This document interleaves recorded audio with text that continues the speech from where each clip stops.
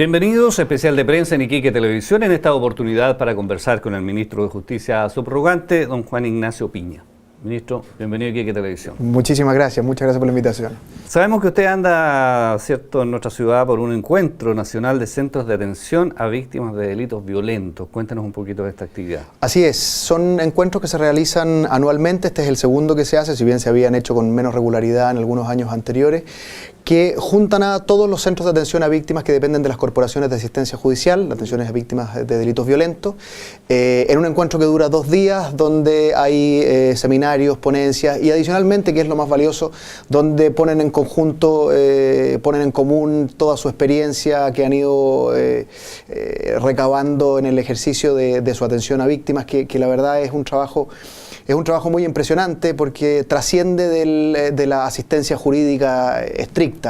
¿Este es un seguimiento que se le hace a las víctimas durante un tiempo? ¿Cómo no, opera, se trata de, mira, una de las cosas que ha pasado en los últimos años en que hemos, por así decir, recuperado un cierto valor histórico que las víctimas parecía que habían perdido, es entender que los mecanismos de reparación tienen que operar sobre ellos no solo desde la perspectiva judicial, sino que hay una serie de prestaciones que requieren y que es muy importante que quienes les dan esa asesoría judicial adicionalmente también pueden trabajar interdisciplinariamente con otros profesionales, asistentes sociales, psicólogos que puedan ayudar a esos procesos de sanación y reparación. En la medida que vayamos mejorando nuestros sistemas de atención en estos otros ámbitos, es posible que consigamos mejores resultados, por ejemplo, a la hora de llevar adelante duelos luego de la pérdida de un ser querido o de haber sido víctima de algún delito violento y por lo tanto estamos poniendo muchas energías en conseguir ese trabajo paralelo a la asistencia jurídica que permita darles una buena atención multidisciplinaria. Ahora, respecto de las cifras, cierto que siempre son importantes, respecto de la sobrepoblación, digamos, penal en nuestro país, tengo una cifra ahí, cierto, el año 2010 había un 57% de sobrepoblación y el 2013 bajó a un 23,6%. ¿Cómo se logró esa baja? ¿Es que se salieron, digamos, las personas de la cárcel antes de lo presupuestado? ¿Cómo fue? Hay una serie de factores incidentes y quiero poner el énfasis en que hay una serie de factores incidentes porque eso es lo que explica estos números y porque en general el trabajo de la delincuencia, el trabajo de la seguridad ciudadana no es un trabajo que puede enfocarse, por así decirlo, unidimensionalmente. Tiene una serie de factores que implican, por una parte, un incremento de las plazas penitenciarias a partir de, por ejemplo, la construcción de la cárcel de Antofagasta, que le insertó 1.200 nuevas plazas, adicionalmente los trabajos de otros centros penitenciarios que ampliaban su capacidad. Esa era una dimensión de cómo empezamos a reducir este número. Hay otra que es el trabajo de optimización de las plazas penitenciarias. Nosotros teníamos un cúmulo de plazas penitenciarias históricamente que se habían ido modificando a partir de trabajos aislados que se hacían en los distintos penales y eso hacía que en determinados penales teníamos unas tasas de hacinamiento porque teníamos teóricamente una cierta cantidad de plazas y en realidad cuando uno revisaba penal por penal cuántas eran las plazas nos encontramos que había más plazas de las, pasaba la inversa también y a veces nos encontramos que había menos plazas de las que efectivamente teníamos. Un trabajo de optimización de plazas penitenciarias es un trabajo muy serio y de muy largo aliento que hizo Gendarmería de Chile. 2 dimensiones más bien vinculadas a infraestructura. Hay una tercera que es muy importante, que es una nueva política penitenciaria.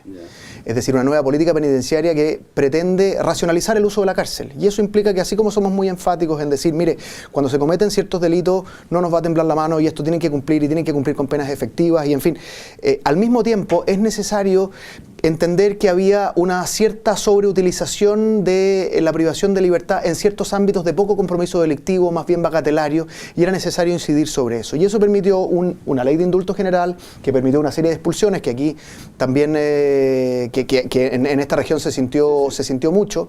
Y ese trabajo conjunto en distintos factores, infraestructura por un lado, nueva política penitenciaria, viene ahora la nueva ley de penas sustitutivas, que también permite cambiar el eje centrado en la privación de libertad por otras formas punitivas como de prestación de servicios en beneficio de la comunidad que están, insisto, en estos segmentos de bajo compromiso delictual. Y eso, quería preguntarle, digamos, para ahondar un poco en el tema, ¿esto no se contradice un poco con este clamor ciudadano, digamos, cierto, de que la gente no está encarcelada, cierto, y toda la gente dice, bueno, si cometió un delito que se seque en la cárcel, digamos, entre comillas, cierto, es un poco el clamor de la ciudadanía. Y en este gobierno, digamos, se ha liberado de alguna manera, ¿cierto?, una cantidad importante de reclusos. Entonces, ¿no hay ahí una contradicción? No, al contrario. Y es precisamente lo que es necesario hacer cuando uno intenta hacer un proceso de racionalización de verdad. Porque ninguno de los dos segmentos delictivos, ni el alto compromiso ni el bajo compromiso delictual, tienen que tratarse sobre la base de dogmas, doctrinas o estereotipos. Lo que tenemos que hacer es tratar de incidir caso a caso. Y eso implica, por ejemplo, que hay un segmento duro de delincuencia en la que hay que entrar muy duro y muy firme y sin vacilaciones. Y eso implica ser muy claro respecto de las penas que se establecen en la ley, respecto de cómo se imponen, y en ese sentido somos muy críticos cuando respecto de ese segmento respecto de esos segmentos de delitos encontramos mangas un poco anchas de persecución o de jurisdicción. En ese sentido, la verdad, no nos perdemos para nada. Pero eso no solamente es compatible, sino que debe complementarse con este uso racional en otros segmentos. No hay que perder de vista que la cárcel, así como en estos casos es imprescindible e inevitable, tiene un cierto efecto de socializador inherente a ella. Y en la medida que podamos evitar ese efecto de socializador que se produce respecto de este segmento que tiene bajo compromiso delictual, tenemos que preferirlo. Es mejor que estén libres, digamos, que estén ahí en la universidad del delito. Como la privación de libertad tiene un efecto exclusivo, es decir, tú sacas a la gente, la pones en un sector cerrado y después cuando sale se encuentra con que las redes que tenía afuera ya no las tiene. Al contrario, las únicas que les quedan son las que construyó yo adentro. No tiene grandes posibilidades de reinserción laboral porque no lo contratan porque tienen los papeles manchados y por lo tanto se empieza un círculo que los transforma en usuarios. A propósito de eso, ¿cierto? Y es un tema que probablemente no ha estado en el tapete de la opinión pública, pero que la gente, yo creo que más de alguien se pregunta, ¿por qué el Estado no se preocupa de esas personas que salen de la cárcel cuando sabe, ¿cierto? Por estadística, que esa persona va a reincidir? ¿Por qué no se preocupa? ¿Por qué no las sigue? ¿Por qué no las acoge, digamos? ¿Por qué no las protege, cierto? Para evitar que reincidan. En ese sentido, la política, digamos, penitenciaria no ha avanzado mucho en nuestro país.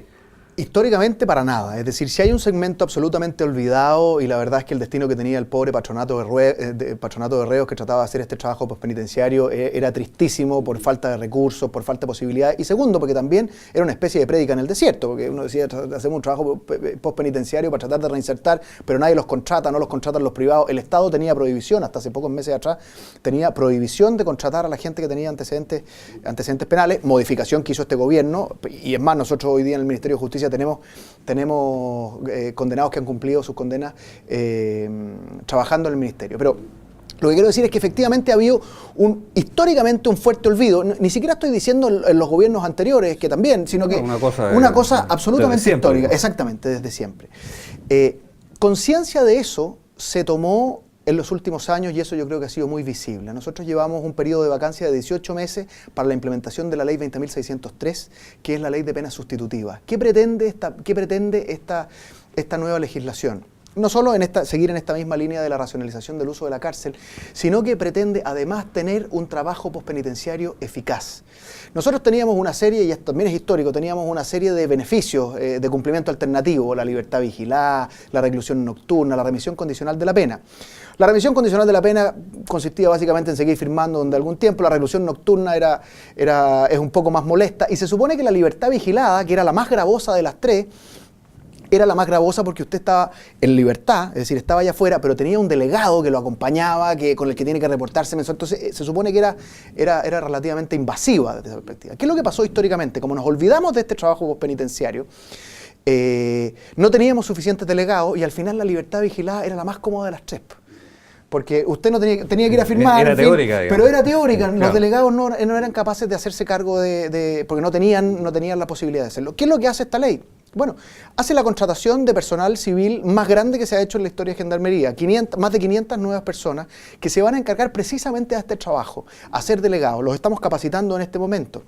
Nos hemos tomado 18 meses para la implementación de esta ley, no porque nos lo hayamos tomado con calma, sino porque hay un severo trabajo logístico que hay que hacer, porque viene acompañada además de una serie de otros mecanismos tecnológicos, brazalete electrónico, este mismo sistema de infraestructura, o sea, los lugares donde se hace la remisión tiene que tener...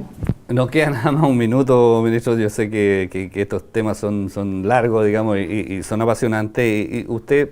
Para cerrar un poco el tema, digamos, de este gobierno, ¿qué es lo que puede esperar la ciudadanía en función de todo lo que usted nos ha comentado?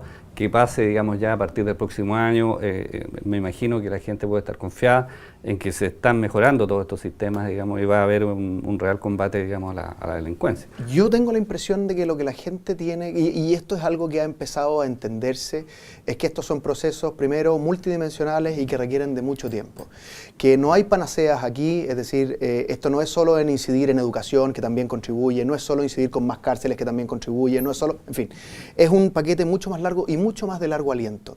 Uno de entender por primera vez, como se hizo en este gobierno, que el trabajo de reinserción, que todavía está incipiente, que está recién creciendo, es un mecanismo de contribución a la seguridad ciudadana que parece tan obvio, pero es que parece tan obvio porque lo venimos escuchando durante los últimos 2 años, pero antes no había estado en nuestra manera de entender la cárcel. Si usted le preguntaba a la propia institución de Gendarmería a qué se dedican ellos, y hablaban de custodia. Nosotros nos dedicamos a custodiar a los presos. Hoy día cuando usted le pregunta a Gendarmería a qué nos dedicamos, nosotros nos dedicamos a custodiar y a trabajar por la reinserción.